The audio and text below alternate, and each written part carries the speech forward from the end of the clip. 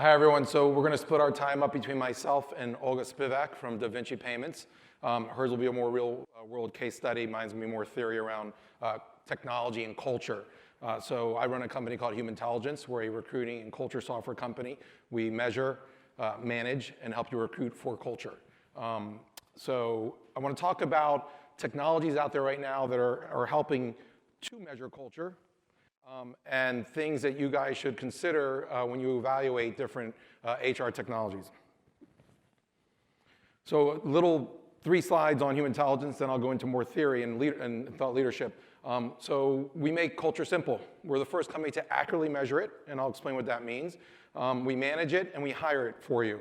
We're cloud analytics in the definition that Ben had of a thin slice of AI. We automate processes out of a company and the use of labor out of the process so that you can actually have a system make a decision for you on hiring, on creating diversity of thought in your teams, and optimizing performance by the balance of the psychology of your teams.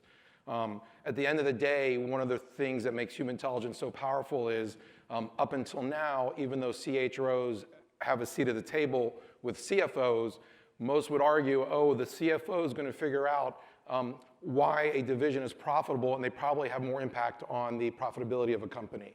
With a tool like this and many other tools like this, the CHRO now will be able to explain the why certain lines of business, divisions, or functional areas are not profitable and start to fix that through HR and through HR technology. So this kind of puts HR as a business performance function, not just as a personnel or people function.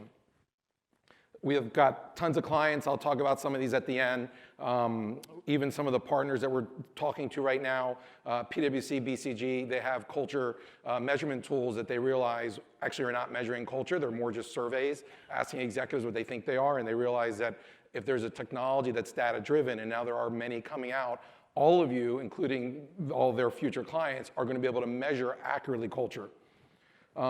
When this company was started 6 years ago, I got together a room of very senior executives around the world to say, now that there's technology, what can we do with that technology to actually impact culture? And so I got Ian Ziskin, a Fortune 30 CHRO, who's best friends with Laszlo Bock out of Google. He was the CHRO of Northrop Grumman together with Mike DiGregorio, the CFO of Korn Ferry, Ed Renzi, the bottom left, the former CEO of McDonald's for 17 years. Anna Dutra, many of you might know her. She's the one who built Korn Ferry's leadership and talent consulting division from 0 to $500 million. Today, it's half of the revenue of Korn Ferry, as well as the CIO of Burger King, Raj Rawal, and the former president of Monster.com. All of us got together and said, if we raise enough money, let's go out and buy technologies and buy science so that we can finally include the EQ, emotional intelligence, into software so that you can leverage those insights across a company. And that's the foundation of where human intelligence came from, but also where there's a lot of companies, as Ben mentioned, that are headed that way. Just quick thing on me, because I look young, but I'm actually 50, so I've done a lot of work. So a lot of what I say is actually based on good experience. Had really academic parents, hence good schools. My true school for business was Procter & Gamble. Went to Germany, was the guy who relaunched Puma worldwide. That's kind of my claim to fame. It was a bankrupt company. They hired me to be head of operations, strategy, and marketing. Got lucky at Siebel Systems. We grew from 200 employees to 12,000 employees in 1 year. So for all of you in HR, imagine hiring 1,000 people a month for 12 months, 20 million to 3 billion in 2 years. For those of you who've worked outside the US, I was also on the operating committee for Decathlon. Decathlon is the pronunciation. They're a $120 billion sports manufacturer with over 250,000 employees. I ran 50,000 employees in Europe and then came and ran the US division. Second career was headhunting at Heidrick & Struggles, youngest partner there, highest billing partner at Korn Ferry under 50, and then started my own search firm before getting those executives that you saw to try to figure out how can we take technology and apply it to HR. So, audience question. God, these lights are bright, Ben, you're not kidding. What is culture? This is a very vague topic. I want to just hear some ideas of what you guys believe is culture and how you're measuring it at your companies. Anyone venture to guess how they think of culture at their organizations? Okay, norms, beliefs, behaviors. What else? Come on, it's Sunday. You're not tired yet? Okay, who here, raise your hand if culture is important to your company? Okay, I should say 100%. Okay. Okay, so it's very important, okay, and 92% of executives in their survey say that. So let's go through on what it is and what it's not, because when I talk about what tools are out there to measure culture, we all have to align on what it is. And this part of the presentation, I'm going to kind of push the envelope here. I'm going to say things that are, for HR executives, borderline offensive, so I apologize in advance. But I think it's just good for you guys to think of different ways around thinking of culture. So first of all, on the left side, let's talk about what culture is not, okay? Those 6 things there on the left are really important. And if you guys take anything away from this presentation today, take away this slide. This is one of the aha moments. Okay, vision. Every company should have a vision, and every company should have a mission. Really important, but it's not your culture. Benefits, not your culture. Apple, Microsoft, very different cultures. If they both gave the same benefits, let's say Mindful Mondays, right, yoga, they bring a yoga teacher in. Let's say they give free college education for the kids of all the people who work there 5 years or longer, and Fridays that you can work from home. Whatever the benefits are, they're awesome. It doesn't mean that Microsoft and Apple have anything to do with each other. So benefits are not your culture. Very important thing, but not your culture. Engagement surveys. Let's just get it straight right here that all that money that most of you are pouring into engagement surveys, really important to know who's happy and not. But it's not your culture. And let me explain why. Let's go back to Apple and Microsoft. If Apple and Microsoft both did either Qualtrics or Perceptics or Gallup engagement surveys, would you recommend this company to a friend? Are you happy with your manager? Blah, blah, blah. You could end up with 60% of the employees at Apple and Microsoft super engaged. They love their company, love their boss, they love everything about it, right? They'd give their first child to the company. They're so in love, right? 30%, let's say, or 20%, it's a job, so-so. And then 10 or 20%, I hate this company, I hate my boss, I hate everything. Can someone explain to me how just because they have the same exact results at Apple and Microsoft on their engagement surveys, how that means they have the same culture? An engagement survey tells you nothing about if you have the right people, the right groups, and the right roles to achieve your mission and goals. Culture is a business performance concept. Engagement surveys are not business performance enhancing in terms of do you have the right person in the right role who's, let's say, if it's a creative person, if they're in manufacturing, maybe they're in the wrong place, right? So let's be clear on that. Nobody's ever used engagement surveys typically, the insights and the output in the recruiting process when you're hiring for culture fit. Don't understand that either. Leadership. Leadership is also not your culture. It's extremely important. But when the Uber CEO got fired 6 months ago, okay, 6 months later, we have a new CEO. He's been in place now for 4 or 5 months. You could survey 24,000 people of Uber around the world, and nobody's going to say that the processes and things where they get paid on time or things fall through the cracks, wherever it is as a company and the experience you have as an employee, nothing's changed. Maybe for the direct reports of the CEO, but culture does not trickle down from the top, okay, especially with 24,000 employees. And many of you have 10,000 employees or more. I run a company of 25 employees, and believe me, I would love it if everything trickled down to all my employees. So that's not culture. And these consultants who come in and survey your executives, like McKinsey, Bain, BCG, PwC, they come in and then they give you a big $1 million, cost structure for a nice booklet that explains everything. Be careful with those two. That's also not your culture. Now you have technology that can actually measure it bottom up. And you should have an aspirational culture. But even that might not be your culture. What it actually is your people, their psychology, and the work environment they create or establish. And today it is measurable. And so that world of assessments that a lot of you already use, it's being evolved into a world of culture. Whereas assessments are all about self-awareness. Okay, nobody goes to work anymore and works alone. You work with others. So self-awareness and assessments is moving into emotional intelligence, where how do I interact with the environment that I'm in? How do I interact with other people? How does this team, Harvard Business Review, front page article April last year, the key to success at team level is the work styles of a team. All of these are now measurable, and a lot of assessment tools are getting there. We're one of them, where you can now roll up and measure the behaviors, the motivators, and the work environment, what we call BMW, behaviors, motivators, work environment, quickly. Imagine 10,000 people take a 10-minute test, and in 1 week, you know the culture of every group of your organization. These are some of the articles. If you want, I can send you this presentation. Just write to me or come by the booth over there one day. The Culture Factor article with the penguins basically shows that 92% of executives are hiring themselves. People hire who they like. Okay? And what does that lead to? It's what the researchers call cascading thought. So you end up having not a very good problem-solving organization, and you also end up having everyone thinking alike, and it doesn't work out for productivity or profitability for companies. Oh, and by the way, the big aha is it's no longer about corporate culture. It's about team culture.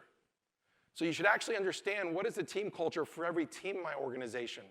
Does anybody would argue that the Starbucks barista and team of baristas, even though they're in the same job in New York City and Miami, would you think that the culture is the same at that Starbucks store in 52nd Street and Broadway as it is in Hialeah, Miami, where it's all Latins? The way they behave, motivate, and work, and the way they communicate in Hialeah with customers, maybe they take 10, 15 minutes and chat with the customer. Maybe they touch the customer's children and start to hold the baby. Spend 20 minutes. That's great Net Promoter Score in Miami. Great service. That same barista and team of baristas doing those kind of things in New York City, they'd probably get sued, the store would get closed down, nobody would ever come back again, okay? And that's the same job, same company, same team, same training, but the culture is completely different in Starbucks in Miami as it is in New York, as it is in Seattle, as it is in Sao Paulo, Lagos, Nigeria, or Minsk, Belarus. There's a report that came out by HR.com. If you guys want, just again, email me or come to the booth. I'll get you it. It's the first of its kind. They interview over 570 or so executives from HR on culture, and they ask a ton of questions, like 40 pages. It really gives insights around culture and what you should be looking at for technologies to identify the different subcultures in your organization. I'll just highlight some of the yellow points. 78% of HR professionals believe different departments have different cultures, kind of like the Starbucks example I gave you. In this one, in the middle, 75%, these are all output from this HR.com study, 75% of HR executives believe that different teams have different cultures from each other. And only 50% of HR professionals can describe the culture of other teams and departments well. Imagine when I met the CHR of Coca-Cola North America, Peter Green. They brought him back from Denmark after about a year on the job. And I went to him, I said, hey, Peter, you have 30,000 employees. You have about 3,000 team leaders, right? Divide by 10. Yeah, that's right. I go, what if you, and you guys should all do this at your companies. What if you ask your team leaders, your 3,000, what their team culture is? Would they be able to answer that question? And so you should think for yourselves, can your team leaders answer the question what their team culture is? And the reality is, no, they're going to either default to the company culture that's aspirational on all the company t-shirts and coffee mugs and on the screensavers, okay? But when you say back to them, well, no, not the people, the 29,000 people you've never met, just your team. The reality is they won't be able to articulate two behaviors, two values or motivators, and two work styles. Now, why is that a problem? Other than that first slide I said, remember, here's the second thing you should remember, and then you don't have to remember anything else. This is the aha moment. If none of your team leaders can articulate their culture of their team, how are they hiring for fit into that team? Whether they're trying to clone and continue that culture of success or add to that culture and have diversity of thought. If they don't know how to articulate it, how are they doing that? They're not. And this shows you all the research that people hire who they like. They're not hiring for a specific culture that they know. Let's see here. I'm going to just go through some of these quickly. So 69% of HR professionals from that survey admit that their organizations often hire likable candidates who turn out to be a poor fit. This guy who went to Yale, won't hold it against him, he did a great research project where he proved that all interviews are useless. Anytime you meet someone, it's impossible to pick of 5 finalists, for instance, the one that everybody likes least over the one that people like the most, even though the one they like the least might add the most diversity of thought to the team. You always will pick who you like more. You need technology now to get rid of that subjectivity up earlier in the funnel of recruiting. So selection tools, screening tools, selection tools, tools like ours, all the things Ben talked about, earlier in the funnel will get you to a more diverse candidate pool in the final funnel. There really hasn't been, in terms of quality of hire, right? All the software you've been seeing to this day has been really about automating the process, right? So if you look at ATS systems, all they're doing is making the process more efficient, right? And making the candidate experience better. But there really hasn't been how do I find a better quality candidate since the resume? And Leonardo da Vinci actually wrote the first resume 540 years ago. And if you type that up, hasn't changed at all, really, actually. And there's 5 billion of them on this planet, 2.5 times more than Google impact. So pretty important document, and there's a reason why that's still the basis for hiring. Amy Christoph Brown came out and did all this research that showed that the lowest level of performance is resume screens, background reviews, and reference checks, and technical skills. That's the tools in the middle column. The true high performance is more the EQ, right? Resume is only 30% predictive. The EQ and how you fit with other people and how you work with others, that's actually 60 to 70% predictive. The future is no longer the ineffective way of just looking at skills and resumes. It's actually who you are. And HireVue and some of these interview video things, as Ben mentioned, you might not end up with the George Clooney. You need something a little bit more data-driven, like some of these deeper assessment tools that exist. High-level assessments by themselves without a platform that gives you insights are just an assessment. Even though Humantelligence has an assessment tool, for instance, we don't charge for the assessment. You can give it to 30,000 people. There's zero value in an assessment, okay? So, well, it's great value for the individual, but for the company, what you get is insight. So the bottom level there, the self-assessments, only getting self-awareness isn't where the value is. The value is where a platform can help two people communicate better, understand, connect, where a team leader can see their culture and get tips on what their strengths, weaknesses, and blind spots are of that team culture, all the way up to the group and the community level. Where on any device, 24/7, you can pull up in a gamified way, side by side, seeing where am I similar and different, 40%, 90% similar or different, and what are the call-outs I can work better with this person. Where you don't need a consultant, you don't need somebody certified, you don't need a whole army of HR people implementing this, where literally 10,000 people within 24 hours can be up on a platform getting true insights, where everyone becomes emotionally intelligent, where everyone becomes an industrial psychologist, instantly. And imagine, for those who've been married, I've been married a year and a half, so maybe this won't apply, but imagine from the day you met your spouse to 10 years in, how well you communicate. Imagine if you could infuse that kind of level of understanding and connection throughout your company within 1 week. Imagine we write an email, you pull up the email, type a name of somebody, and AI, you click on the person's name, and AI pulls up who you are, who they are, and how you should best work together in your email, in your workflow. In your calendars, you go into a meeting, imagine a calendar sharing with you, it tells the same thing for someone in the meeting you don't know. And the next version of products like this is where it tells you the culture of the group that you're going to meet with and who's going to push back. Imagine seeing the culture of your team. Seeing that on the right, for instance, my company, 6 years ago, I hired a great team. They're all creative. New solutions, variety, flexibility. That was wonderful. But guess what? Two and a half years ago, we were like, oh my God, why aren't we scaling? We had some clients, we had some good positioning. Well, we didn't have any systematic people in the organization. And it didn't matter how much the CEO said, hey, let's be systematic. If you don't have people in your company who are the norms and live the behaviors you want or the work styles, you're not gonna get there. So we use tools like this, and all of you will use tools like this to create a future roadmap for culture. Just like you have a strategy roadmap, a product roadmap, and a technology roadmap, you should all start thinking about having a culture roadmap for every single team, every group, every division in your company. Where you can see maps of these cultures, where you can look at high performers and low performers. And I'm gonna finish here and use it to cut out 80% of the recruiting process. I'm gonna finish here with 2 case studies, and then I'll bring Olga up to the stage. Honda thought that they had a creative, innovative culture. Okay, this is 2012, 13. And so they had all the metrics that a lot of you follow. They had an engagement survey where 96% of employees were engaged from the engagement survey, right? They answer all the questions, I like my job. They also have employment for life at Honda North America, and it's unionized, so who wouldn't think it's awesome, right? They had low turnover, less than 2% turnover, and they had their aspirational culture was Honda Creative Innovative. It was on all the t-shirts. But guess what? Their products were going like this in the marketplace, losing millions of dollars and 2-3% market share a year from 10, 11, and 12. So we went to them and said, hey, maybe all these metrics, engagement surveys, you know, your aspirational culture, and low turnover, maybe those aren't truly KPIs around culture. Okay? And so we measured the company. It turns out that only 8 to 12% of the company had any behaviors, motivators, values, or work styles that had anything to do with creative innovative. So then they brought in a consulting firm. Okay, we don't do that. And there's lots of consulting firms that now with data can help Honda transform. And sure enough, Honda's products in the marketplace started going up again. And the Car and Driver and all the magazines and market feedback went from that their products were not creative and innovative to they were. So we actually won 4 years in a row the Honda Premier Partner Award. Nobody's ever won it twice, right? And basically their products were not aligned with the company's vision because the people weren't aligned with it. The last example I'll give is Ashley Furniture. 22,000 employees, 10 manufacturing sites, 115% turnover. Can you imagine going through 25,000 people a year? They interview 10,000 people a month. So no assessment tool has ever worked before because most assessment tools are just about self-awareness. They're not giving insights. To Ben's point, it's not about data for one person. It's the insights that you can roll up with data analytics across your people.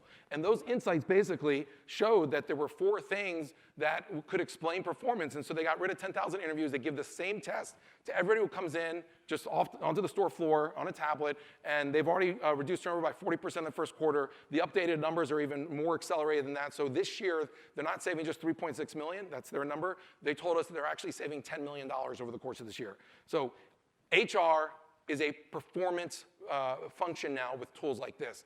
I'm going to now invite Olga Spivak from DaVinci Payments. DaVinci Payments is a global payment solution company that focuses on rebates and rewards. They're doubling the headcount of the organization. And a fun fact about Olga is that she's from Belarus. She's Belarusian from Minsk. And my fun fact, and you can come talk to me about it later, is I was on season 10 of The Apprentice with Donald Trump in the boardroom. I replaced George and told him who to hire and fire. So if you want a real story about Donald Trump, I have lots of them. Wow, thank you, Juan.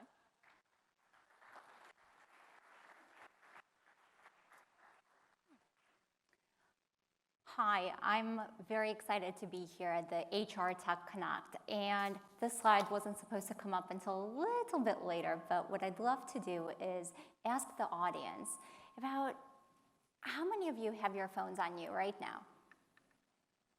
Okay, so pretty much all of you.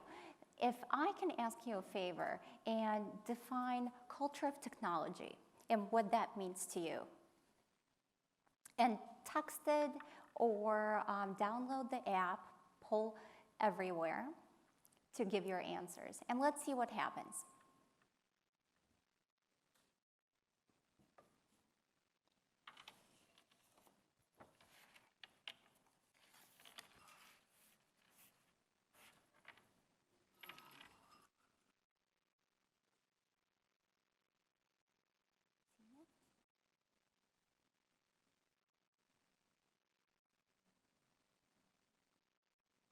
Are you seeing it? Nope.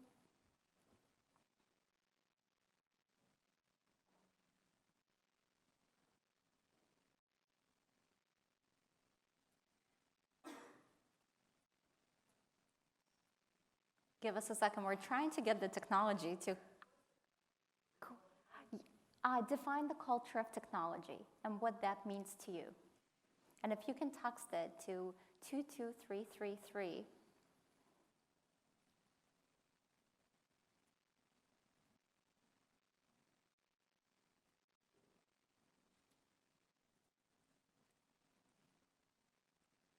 perfect. Now we're starting to see some answers.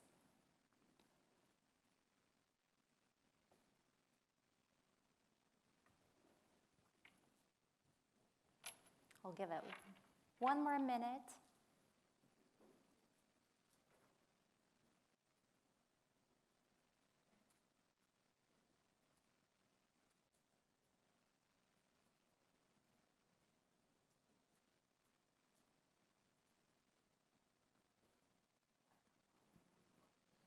Wow.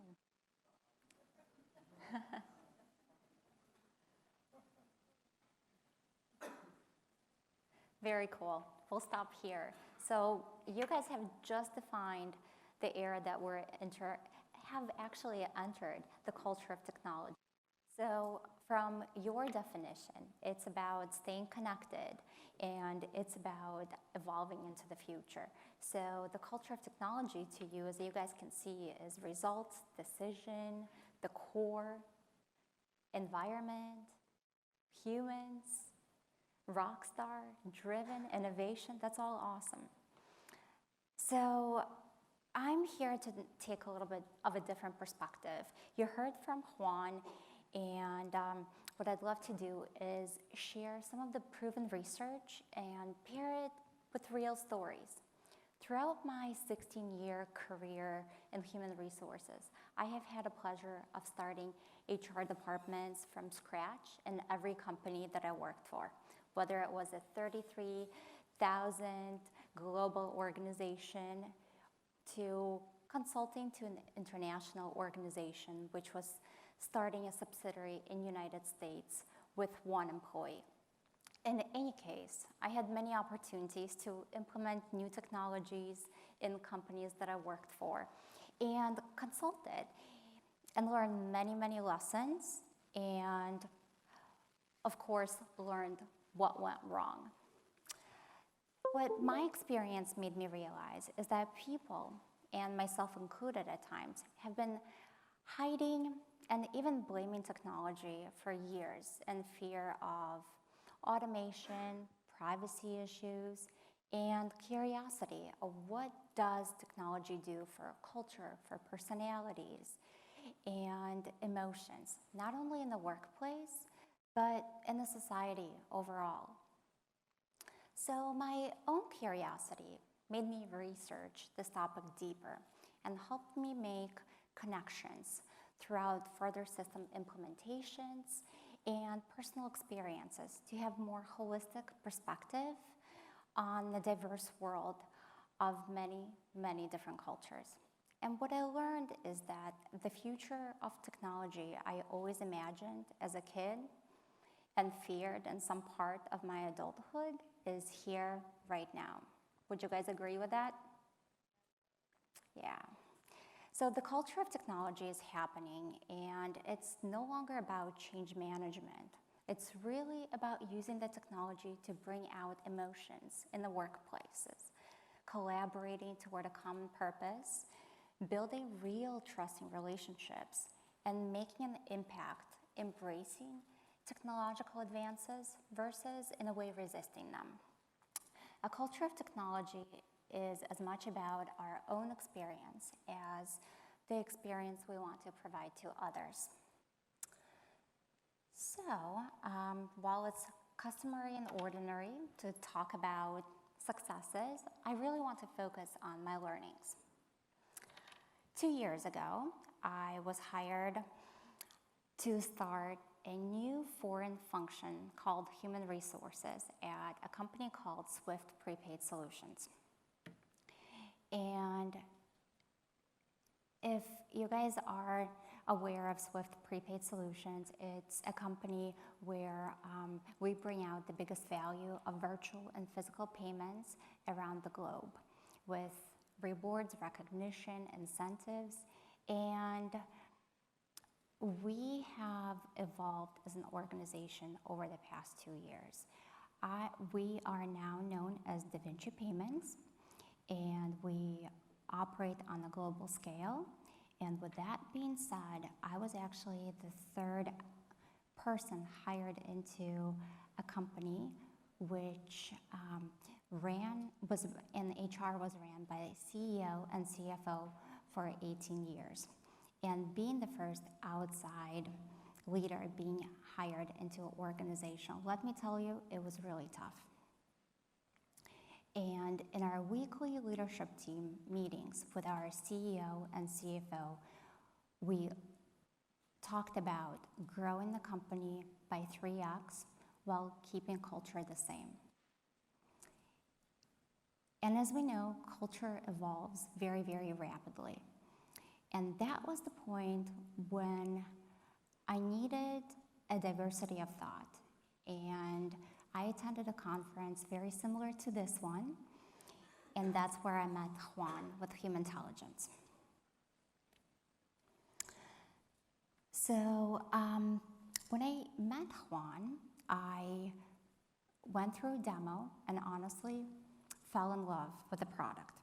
I'm an internationally certified coach, and I have experience with MBTI, DISC profiles, and many, many other assessments that I brought to organizations in the past, which made me realize that we put so much effort into assessments and 360s, but at the end of the day, it all becomes a faded and a very, very expensive memory. And in my experience, it hasn't stuck around. So when I saw what you can do in 10 to 12 minutes, gave me high hope for engaging all of our organization.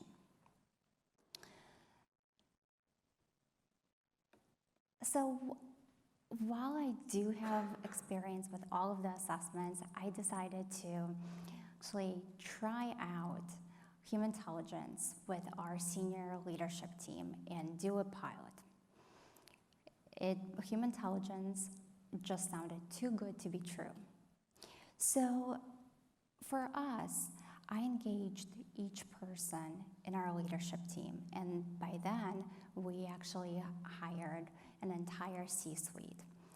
It was an amazing opportunity for us to become aware of our own behaviors, our own emotions, and solve unnecessary problems that we were not doing the justice of solving. When you have a new team and the organization is storming, it's really important to focus on each and every personality and be able to connect on that emotional level.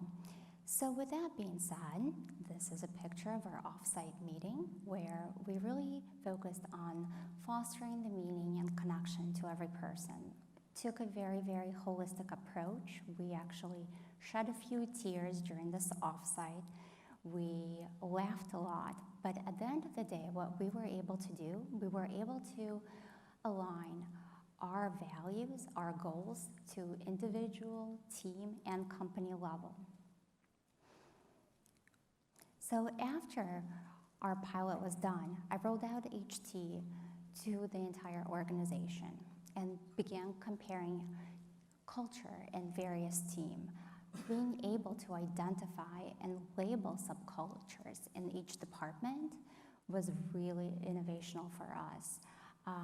I also introduced the HT's talent fit into the organization, which helped me focus on characteristics that we look for each role and make sure that we make a difference for people by promoting within, by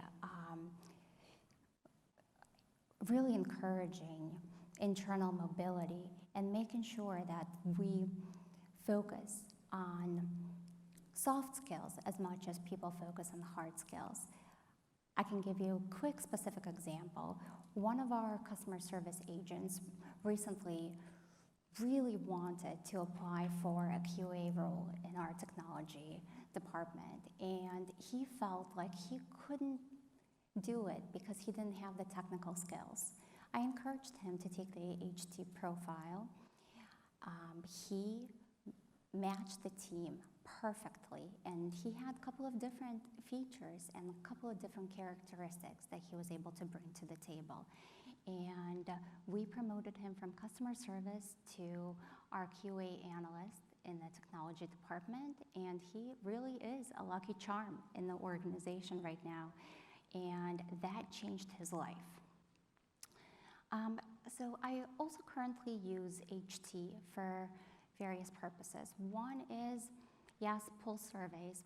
You heard Juan talk a little bit about engagement surveys, pulse surveys, fulfillment surveys. One of the things that I do in our organization is I hold each leader accountable to employee NPS.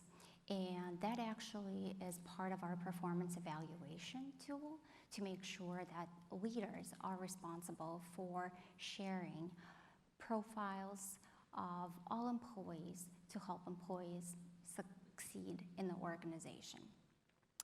So, and many of us have been new employees at one point in time, right? And when you're a new employee, you're given so many different tools.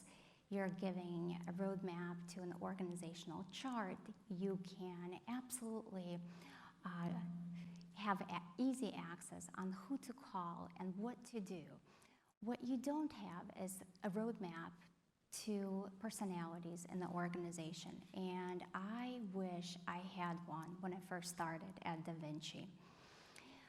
So I implemented Humantelligence as a part of our onboarding process, where organization provides access to all of our employees to HT profiles as well as team culture, which has been monumental, especially in today's economy.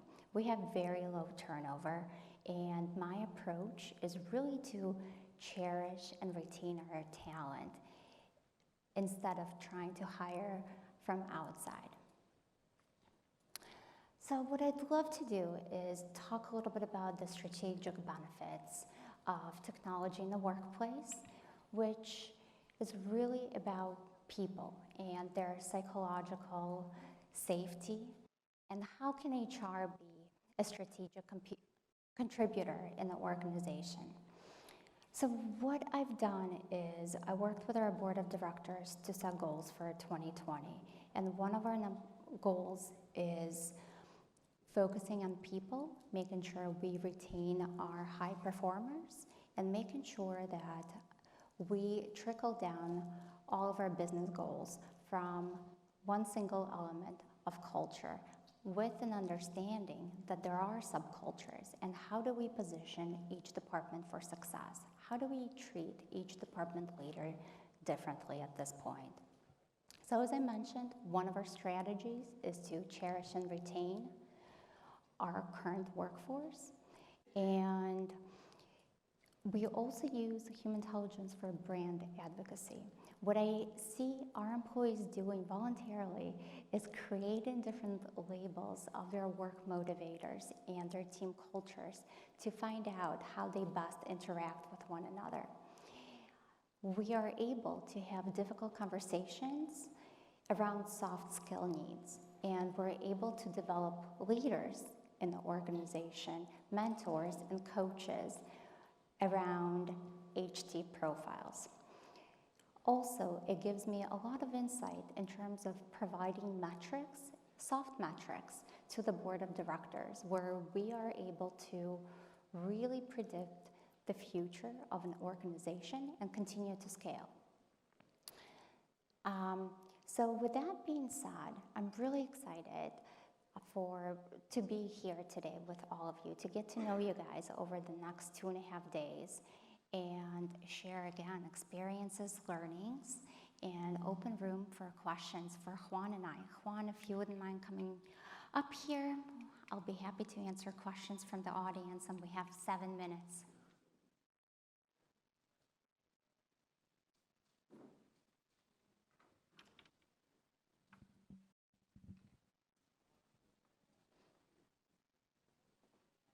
Thank you very much.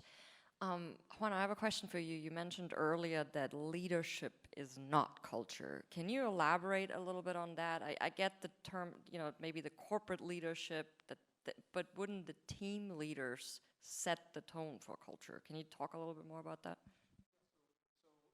So if you have a leader who's extremely decisive, maybe very team-oriented, there's a high likelihood they're going to hire people like that. But whether they have monthly meetings or things that people call how you manage, right? Monthly meetings and the cadence of those meetings, all those things, it's part of the process and the structure, which would fit under work environment. So leadership is just a vague concept. Like if you have one bad leader in a company, like the Uber example, doesn't mean that all of Uber has a bad culture. So it's more, try to find the elements that lead to the leadership you want in your company. So it's more of a psychology and work environment that leads to a certain type of leadership versus any one person imprinting the entire company. I think we give too much credit for leaders impacting culture when it's really your people that are going to impact your culture a hell of a lot more than each leader. But you got to have a leader who's really structured, but if that leader only hires unstructured creative people, the work output is going to be unstructured people, even if the leader wants everybody to be structured. That's what I meant by that.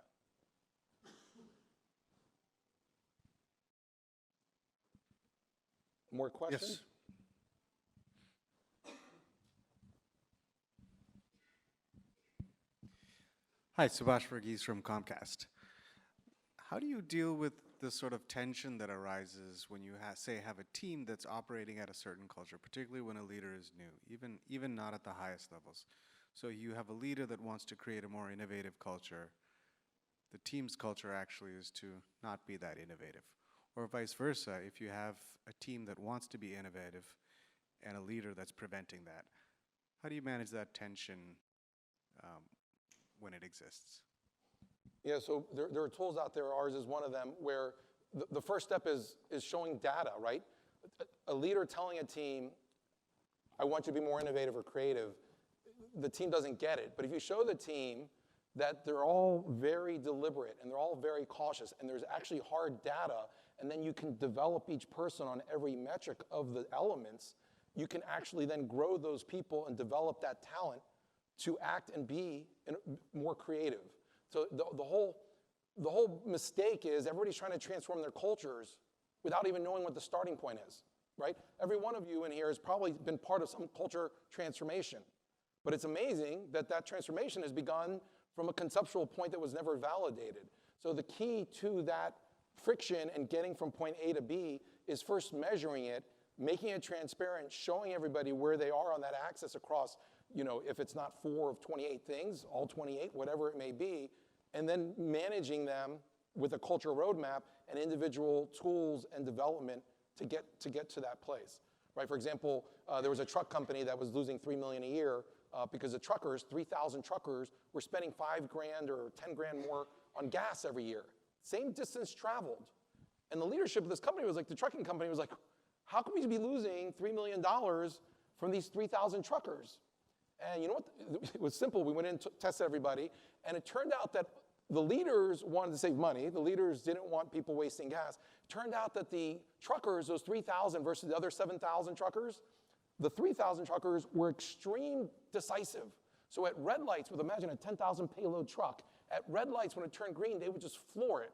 And then passing on the highway, imagine a 10,000 payload truck trying to pass how much more gas it consumes, right? So there's one example where can you just tell these truck drivers, hey Bob, hey Mary, just don't gun it so hard. Like just change being decisive.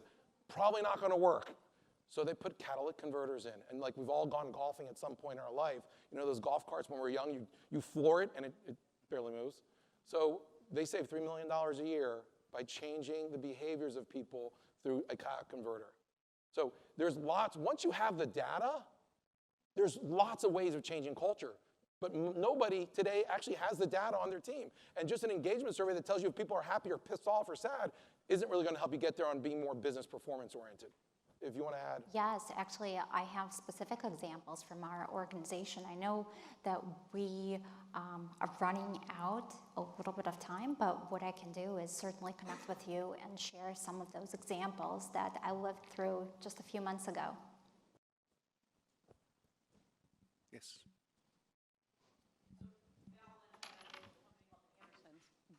Thank you.